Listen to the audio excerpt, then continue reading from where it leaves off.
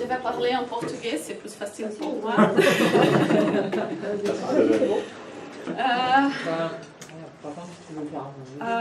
I try to speak in English, and if you have some questions, you can ask in time. So, for who don't know me, my name is Suelen. I am here doing an exchange. My original university is PUCPR,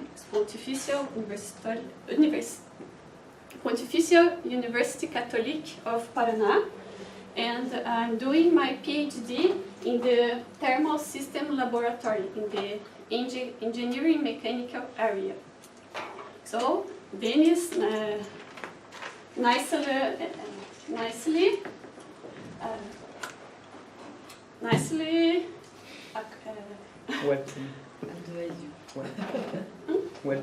welcome me here in LAMA, and I will stay here for 1 year. I have a scholarship from my government that pays everything here, and I'm working with numerical schemes, numerical methods to predict. Here is only moisture transfer, but we work with heat and moisture transfer mostly. So I will try to put a context. So due to environmental issues, we try to have energy efficient buildings. So to estimate the energy consumption of buildings, we use modeling tools to investigate the physical phenomena that is happening in the building. So one modeling tool that we have is DOMUS, as example. It was developed in my laboratory to assess the energy efficiency of a building. And you can download freely in internet, but it's in Portuguese. The problem with these tools is that we have different scales. For example, to assess the energy efficiency of a building, we need to do a simulation for 1 year. But the problem is that we have the physical phenomena occurring in seconds. So we have this problem with the scale. And we also need to perform the simulation for the entire building. So we have a spatial scale as a problem. And we need to, other problem is that the physical phenomenon is the heat and moisture, and it is non-linear. And we have to couple it with other phenomena occurring, like the movement air, the interaction of people inside the building. So to simulate all of that, we need to search innovative numerical techniques to implement in these simulation tools. And here I will speak only for the moisture transfer, and in this case we consider only the diffusion process, and we have the properties that depends on the field. We usually consider Robin boundary conditions that are non-linear and usually dependent on time. And as initial condition, you can use uniform or depending on the space. So to describe the numerical methods that we use to describe our phenomena, we consider a uniform discretization for the time and for the space. Here we will note G for the space and N for the discretization on time. And we consider uniform and constant. Other thing is that for simplicity, I will explain the schemes that we use in a linear diffusion equation, simplify it. So even that there is several methods, the most used in our fields is the Euler implicit scheme with the variance of the Crank-Nicholson, and it is used because of its stability. People like to use large time steps because we need to simulate for years, and that is the attractiveness of this scheme. But the problem is that we need to use sub-iteration to treat the nonlinearities. But as it is unconditionally stable, it's not a problem. But we have the explicit schemes that are easy to implement. They are less costly, but the problem is that we have a CFL conditional. For this reason, the explicit scheme, the Euler explicit scheme, was like left behind because people do not want to find time discretization. But our question is, there is a way to overcome the CFL condition without using implicit schemes. So we found we found an improved explicit scheme that is called Dufour-Frankel, that was developed for these two guys. I do not put the reference, but I can give you after. And we have the term UGN that is replaced actually by a mean between the point that is in the time before and the time after. So when we replace it in our discretized equation, it looks like an implicit scheme, but after rearrange it, we can have an explicit expression. And this explicit scheme is unconditionally stable, and we can prove it by the von Neumann analysis. Other improved scheme that we found is the hyperbolization. So we have the diffusion equation, and we add the second derivative on time. And it makes it an hyperbolic equation that it is known. And the second derivative in time is multiplied by a parameter tau, that we will talk about it later. So we have the whole expression discretized, but it is an explicit scheme. But for this equation, we need two initial conditions, but it's not a problem. Let's talk about it. And it's not unconditionally stable, and we have a CFL condition that depends on the parameter tau. So to test these schemes, we applied it in problems in 1D, and we consider a linear transfer. So here we have the diffusion equation with Robin boundary conditions and constant initial conditions. The boundary conditions are varying in time as in a sinusoidal form. And we try to put a load, and we here just to show you that we have the relativity humidity of the air. And we are computing the moisture inside the my space. So we compare the schemes, the solution schemes, with a reference that we use the ChibChab-Fan package from MATLAB to compute the solution, and we use it to compare with the schemes that we show you. Here we have the evolution in time of the pressure vapor inside the material, and we can see that it follows the variations in time. And here we have two profiles inside the wall in different times. And we perform also a convergence study.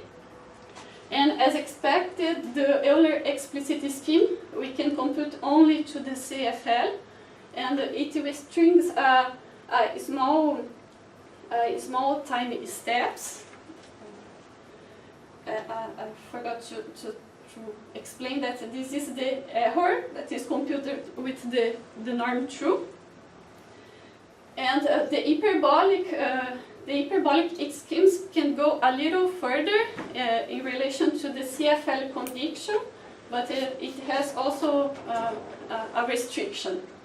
And we can see that the Dufour-Frankel is unconditionally stable. Here we get a very large time steps to compute what the fields. And it is second order accurated, as well as the Crank-Nicholson scheme. The Crank-Nicholson scheme is more accurated than the Dufour-Frankel, but both are unconditionally stable. That is what we want. So for the hyperbolization scheme, we tested the parameter tau, and we see that that term that was added to our equation, it cannot be so big because I will have a large error and if we have tau proportional to delta t, we will have a more accurate solution, but it is not unconditionally stable.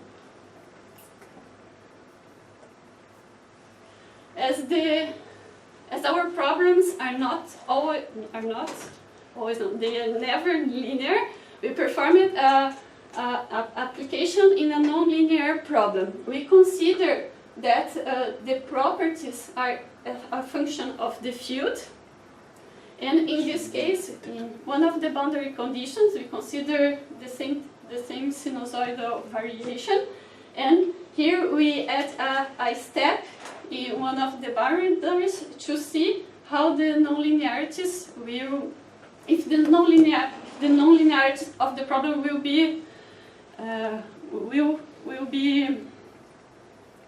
computed, if it's okay.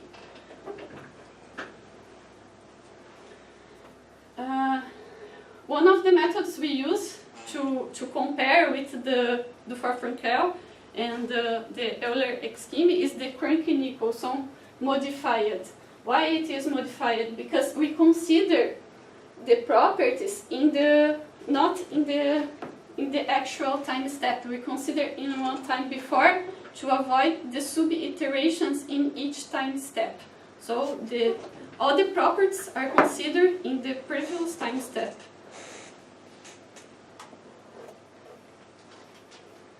We do not use here the hyperbolization scheme because we consider that the Dufour-Frankel, as it is unconditionally stable, it's better for our problems.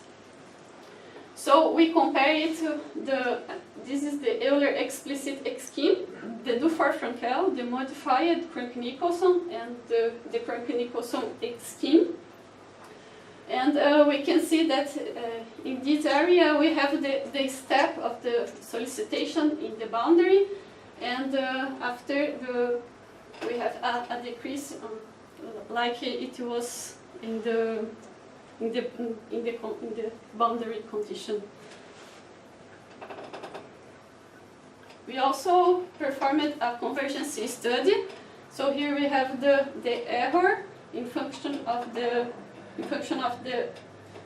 dt, and as always we have the CFL for the explicit scheme, and the Crank-Nicholson lost one order of accuracy because of our treatment of the boundary conditions.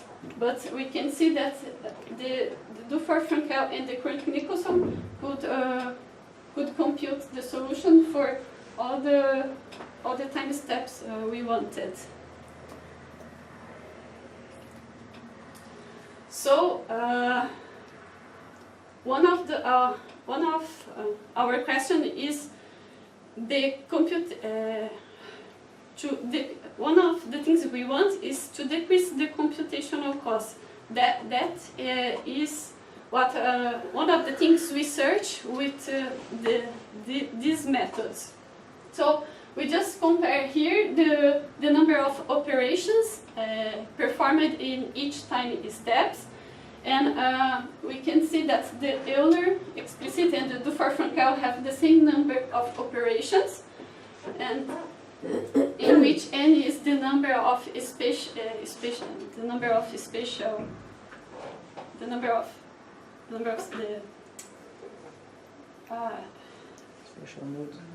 nodes, sorry.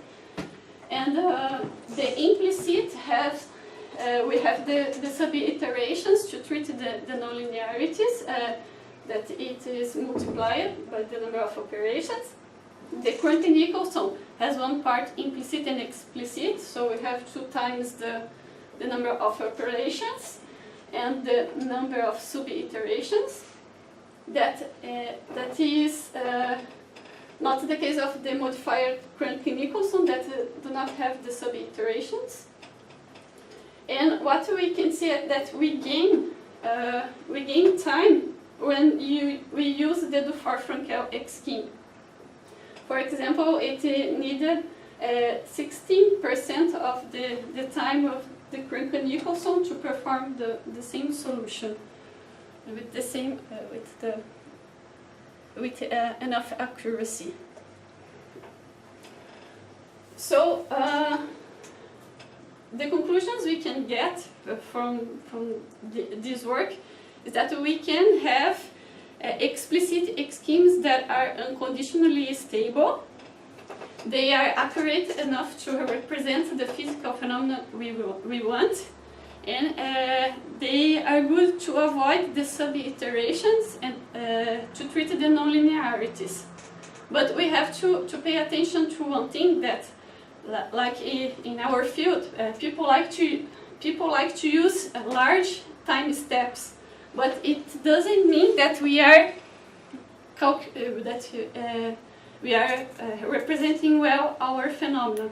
So to illustrate that, we have here the pressure vapor in the wall of our material that is varying in time. This is our reference solution. So if we get a large time steps, even for the Dufour-Frankel and the modified Courtney-Nicholson, we can see that they are not following all the solicitations of my boundary conditions. So, with our work, we would like to simulate it with the moisture and the temperature coupled. And we will also use it to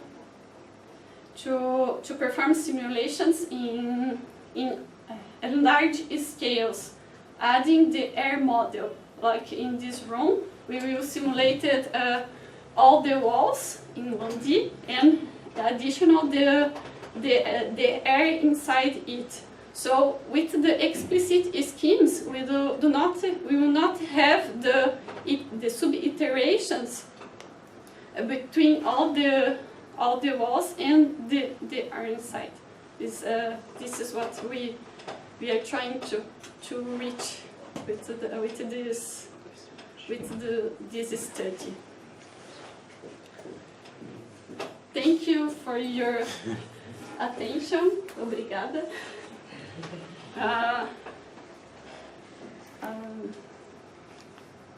Yes, it was not as it's not as mathematical as you, but yeah, that's fine. It's very applicated. Well, there is some numerical schemes, so that's fine. You see some math. Okay. Are there any questions? What is the choice of D and C you have in the nonlinear? What would you take for T, yeah. This C of Here. U and We have two expressions. I will show you after. okay. It's an analytical expression of C and U. It's like exponential variation. Yes.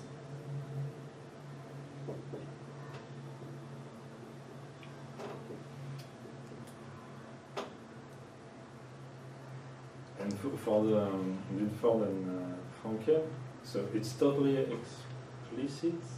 Yes, it's 'Cause totally it's explicit. time before and the current time step and the time step before, Yes. and that's it. Okay. Okay.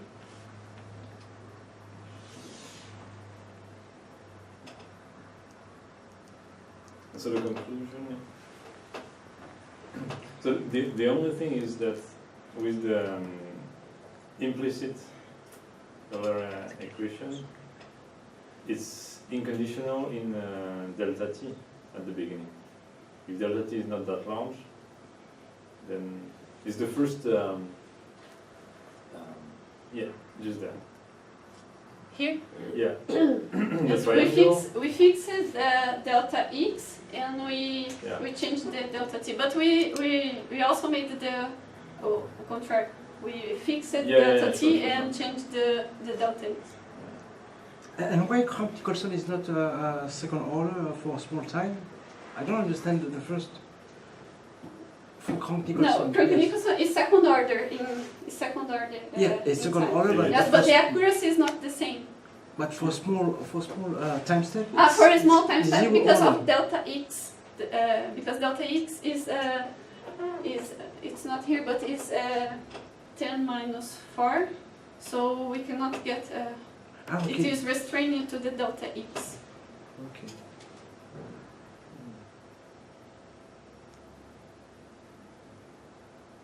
So that's the only thing which is better with the implicit, that is totally. Yeah, there is just this competition between delta t and delta Yes. x, and that's it. That's it. And in explicit, it depends. There are Yes, totally because of independent. the CFL conditional, people do not use it. Yeah. Yeah, but I Yes. mean, in a Dufold and Frankel, you Yes. see that the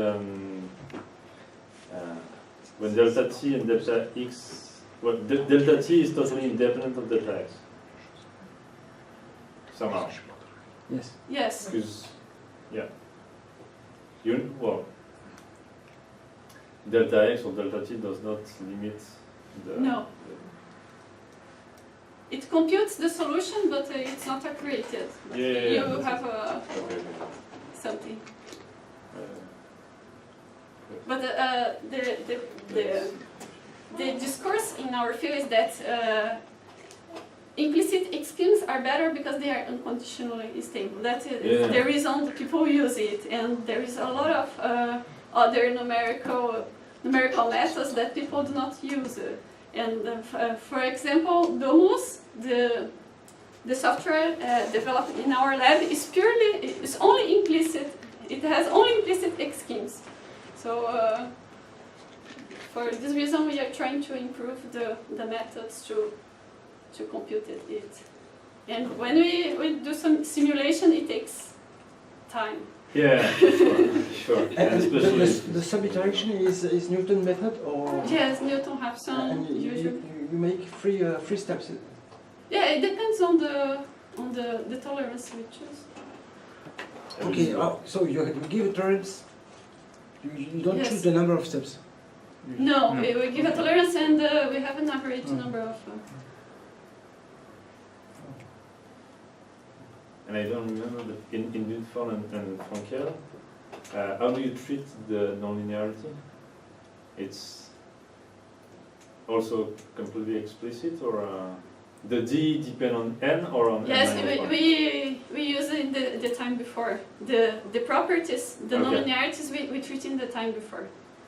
Does that change something if you use somehow Dufold and Frankel? Yeah, so we For the lose a little bit of accuracy. Okay. Yes.